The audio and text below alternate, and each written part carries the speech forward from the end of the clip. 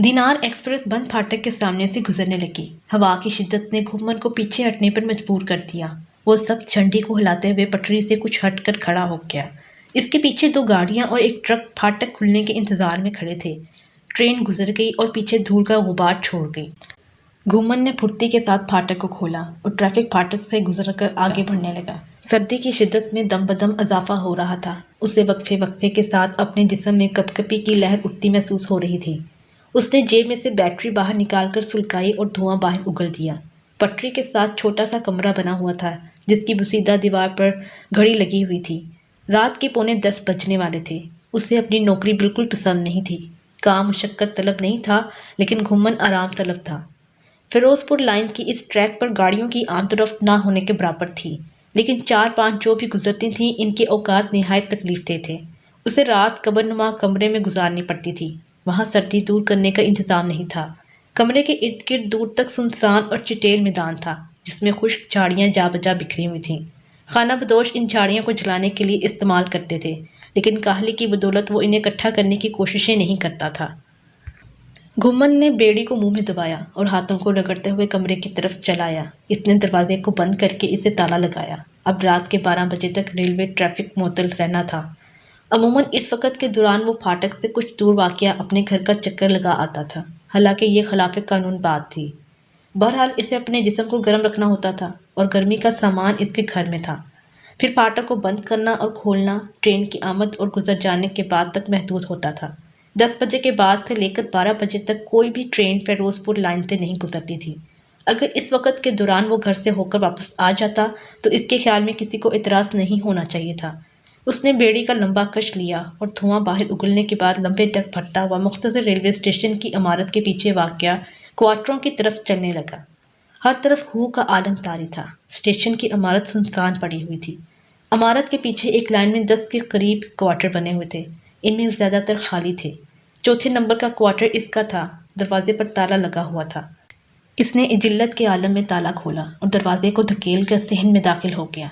सहन में दाखिल होने के बाद घुम्मन ने दरवाजे को कुंडी लगाई और कमरे में चला गया। कमरे में आमने सामने की दोनों दीवारों के सामने चारपाइयाँ रखी हुई थीं। फर्श पर कोयले वाली अंगीठी पड़ी थी और इसमें कोयले दहक रहे थे। सीधे हाथ वाली चारपाई पर इसकी नौ ब्याहता बीवी रज्जी रज़ाई ओढ़े हुए लेटी थी। घुम्मन को कमरे में दाखिल होते देखकर वो उठ बैठी। इसकी उम्र 25 से 30 के दरमियान थी। जिस्म निहायत सेहतमंद और भरा भरा था। जिस्म के नशीब व फराज क़यामत खेज थे, लेकिन सूरत वाजबी थी। घुम्मन ने निहायत बेजारी के साथ इसके सरापे का जायज़ा लिया, फिर तलख लहजे में बोला, तूने कपड़े तब्दील नहीं किए? मैंने ड्यूटी पर जाने से कबल तुझे 10 दफ़ा ताकीद की थी कि बंद समझ कर तैयार होकर बैठना। कालू हमारा इंतज़ार कर रहा होगा, लेकिन तूने पहले कभी मेरी बात मानी है जो आज मानेगी? जल्दी कर, कपड़े तब्दील करके तैयार हो जा, मेरे पास वक्त कम है। रज्जी ने निहायत फुर्ती के साथ चारपाई के नीचे रखा हुआ ट्रंक बाहर निकाला और इसमें से सलवट सदा सुर्ख रंग का सूट बाहर निकालकर कपड़े तब्दील करने लगी। घुम्मन कोयले की अंगीठी के पास हाथ गर्म करने के लिए बैठ गया। रज्जी ने कपड़े तब्दील करने के बाद चारपाई पर रखी हुई चादर को उठाया जिसमें जगह जगह पेवंद लगे हुए थे।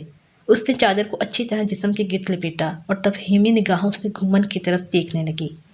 घुम्मन ने तनकीदी निगाहों से इसके सरापे का जायज़ा लिया, फिर गुस्सीले लहजे में बोला, अब कालू के घर तक क्या नंगे पाँव जाएगी? तुझे कब अक्ल आएगी? मैं तो तुझसे शादी करके पशेमान हूँ। खाला ने न जाने कौन से गमों का मुझसे बदला लिया है जो तुझे मेरे पल्ले बांध दिया। रज्जी ने हड़बड़ा कर चारपाई के पास रखी हुई जूतियाँ पहनी और दोबारा घुम्मन की तरफ देखने लगी। घुम्मन ने आगे बढ़कर बेदर्दी के साथ इसके हाथ को थामा और खींचते हुए कमरे से बाहर निकल आया। धुंध मैदानी इलाके का मुहासरा कर चुकी थी और अब 10 कदम के फासले पर मौजूद चीज़ें भी दिखाई नहीं दे रही थीं। सर्दी की शिद्दत में बेइंतहा इजाफा हो गया था और घुम्मन के जिस्म पर कमीज़ शलवार के अलावा मुनासिब कपड़े मौजूद नहीं थे। इसके हड्डियों से भरे हुए जिस्म में कपकपी हर दौड़ी और वो अपनी खाला को कोसते हुए घर से बाहर निकल गया। दरवाजे को ताला लगाने की अब जरूरत नहीं थी। मकान में कीमती सामान नहीं था। कीमती सामान वो रज्जी की सूरत में हमरा ले जा रहा था। रज्जी के हाथ थामे वो छठे क्वार्टर की तरफ चल दिया। ये कालू का घर था। इसका नाम तो न जाने क्या था, लेकिन लोग इसे इसी नाम से पुकारते थे। वो स्टेशन मास्टर के घर में काम करता था। इसकी उम्र 30 के करीब थी और गैर शादीशुदा था। क्वार्टर के सामने पहुंचकर घुम्मन ने दरवाजे पर लगी हुई कुंडी को खटखटाया और दरवाज़ा फ़ौरन ही खुल गया। कालू इसकी आमद का शिद्दत से मुंतज़िर था। इसका चेहरा नाम की मुनासबत से काला भजंग था और काले रंग की वजह से होंठ खून की मानद सुर्ख दिखाई देते थे। सर पर बालों का नामो निशान नहीं था। तोंद बाहर निकली हुई थी और मुंह से देसी शराब के भभक्के उठ रहे थे। इसने हवसज़दा नज़रों से रज्जी के सरापे का जायजा लिया, फिर घुमन से मुखातिब होते हुए बोला, तूने आने में बहुत देर लगा दी, मैं कब से इंतज़ार कर रहा था। घुमन ने रज्जी को सीन में धकेलते हुए जवाब दिया, ये बिस्तर में घुसी भी आराम कर रही थी, मुझे वापस आकर इसे तैयार करना पड़ा। चल अब इसे अंदर ले जा, मुझे वापस फाटक पर भी जाना है, सुबह इसे वापस ले जाऊंगा।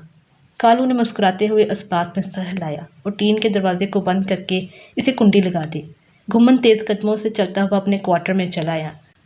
इसकी शादी को हफ्ता भर नहीं हुआ था। रज्जी इसे कतई पसंद नहीं थी। वो इसकी छोटी बहन जमीला को पसंद करता था। पसंद करने की वजह सिर्फ इतनी थी कि जमीला मैट्रिक तक पढ़ने के बाद करीबी स्कूल में टीचर लग गई थी। शाम को बच्चों को ट्यूशन भी पढ़ाती थी। महीने के आखिर में वो इतना कमा लेती थी कि इनके घर का राशन पानी पूरा हो जाता था। घुमन को यही बात बहुत पसंद थी। वो काम से घबराता था और चाहता था कि इसकी होने वाली बीवी घर चलाने में इसकी मदद करे। रज्जी हवा से बाख्ता औरत थी। इसकी पहले भी 2 दफ़ा शादी हो चुकी थी, लेकिन हैरत अंगेज़ तौर पर दोनों शोहरों की अमवात पुरसरार तरीके से हुई थी। खाला ज़ैनब ने जब शादी की हामी भरी तो बात जमीला की मुनासबत से तय पाई थी। गांव के मौलवी के साथ 2 गवाहों को बुलाया गया और निकाह नामे पर रज्जी और घुमन के अंगूठे लगाकर इन्हें रिश्ते इज़्दिवाज में बांध दिया गया। रुखसती के वक्त तक घुमन इस बात से लाइल्म रहा कि इसकी शादी जमीला के बजाय रज्जी के साथ कर दी गई है। ऐसी बातें छुप नहीं सकती, इसलिए रुखसती के वक्त खाला ज़ैनब ने घुमन को अकेले कमरे में बुलाया और अपने सर की चादर को उतार कर इसके कदमों में डाल दिया। फिर रोते हुए बोली, मेरे बच्चे, मुझे माफ़ कर देना। अगर जमीला तेरी शरीके हयात बन जाती तो गाँव में सबसे ज़्यादा खुशी मुझे होती। मैं खुद गर्ज की मारी माँ इसलिए ऐसा नहीं कर सकी क्योंकि वो इस घर की वाहिद कफ़ील है जिसकी कमाई से घर चलता है। वो अगर ब्याह कर तेरे घर चली जाती तो मुझे 2 वक्त की रोटी के भी लाले पड़ जाते। रज्जी इतनी पागल भी नहीं है जो जमीला की जगह तेरे घर को संभाल ना सके। तेरे पास अच्छी सरकारी नौकरी है, तुझको तो सिर्फ घर संभालने वाली जनानी चाहिए थी, वो रज्जी संभाल लेगी। मैंने इसे समझा दिया है, जैसा तू चाहेगा वो वैसा ही करेगी। काफ़ी देर तक घुमन को कुछ समझ ही ना आया कि इसके साथ क्या जुल्म हो गया है, और जब समझ में आया तब वो सिवाय सर पीटने के अलावा और कुछ भी नहीं कर पाया। लेकिन खाला की खुदगर्जी का बदला इसने रज्जी से लिया। इसके सेहतमंद जिस्म में कशिश मौजूद थी। राह गुजरते हुए अफराद इसकी शक्ल को देखने की बजाय हवसज़दा निगाहों से इस जिस्म को देखते थे। शादी के पहले हफ्ते ही घुमन ने इसके जिस्म को इस्तेमाल करने का फैसला किया। कालू के साथ इसकी दोस्ती को 10 साल हो गए थे। इसका घुमन के घर आना जाना एक मामूल की बात थी। वो रज्जी को खा जाने वाली नसरों से घूरता था। घुमन इसकी दिली कैफियत से आगाह था। एक दिन तन्हाई में बैठकर इसने कालू के साथ बातचीत की और इसे बताया कि वो रात की बेआराम कर देने वाली नौकरी से खाइफ है और चाहता है कि इसे दिन के वक्त कोई अच्छा और मुनासिब काम मिल जाए जिसमें मुशक्क़त भी कुछ कम हो। कालू चंद लम्हे सोचते रहने के बाद बोला, अगर मैं स्टेशन मास्टर से तेरे मतलब बातचीत करूँ तो मुझे यकीन है कि वो तेरी तब्दीली दिन के औकात में करके काम में भी कमी कर देगा। लेकिन सोचने की बात यह है कि मैं ऐसा क्यों करूँ? तेरे पास ऐसा है ही क्या जो मुझे सिफारिश करने के लिए मजबूर करे? घुमन बोला, मेरे पास तेरे मतलब का बहुत सा सामान मौजूद है। मैं तेरा दिल खुश कर सकता हूँ अगर तू मुझे यकीन दिलाए कि तू मेरी नौकरी के औकात में तब्दीली पैदा कर सकता है। कालू मुस्कुराते हुए मानी खेत अंदाज में बोला, तो फिर आज रात रज्जी को मेरे क्वार्टर में छोड़ जा। 2 दिन के अंदर तुझे रात की नौकरी से छुटकारा मिल जाएगा, ये मेरा तुझसे वादा है। घुमन यही चाहता था। इसने फ़ौरन हामी भर ली और रात को रज्जी को इसके क्वार्टर में पहुँचा दिया। अब इसे इस वक्त का शिद्दत से इंतज़ार था जब इसकी तकदीर ज़्यादा नहीं लेकिन किसी हद तक बदल जाती और उसे आराम करने का मौका मैसर आ जाता। 12 बजे से कुछ पहले इसने जिस्म को अच्छी तरह गर्म किया और चांबिया संभालने के बाद घर से बाहर निकल कर फाटक की तरफ चलाया। सुबह 7 बजे वो रज्जी को घर ले आया। रज्जी ने निहायत खामोशी के साथ नाश्ता किया। दोनों ने नाश्ता किया। नाश्ते के दौरान घुमन इसके चेहरे के तासरात का जायज़ा लेता रहा। वहाँ किसी भी किस्म के तासरात नहीं थे। तब मजबूर होकर इसने रज्जी से मुखातिब होते हुए पूछा, रात को इसने तुझे ज़्यादा तंग तो नहीं किया? रज्जी ने अचानक ही निगाहें उठाकर इसकी तरफ देखा। आज से पहले कभी भी ऐसा नहीं हुआ कि इसने यूं बदतमीज़ी के साथ इसकी आंखों में आंखें डालकर देखा हो।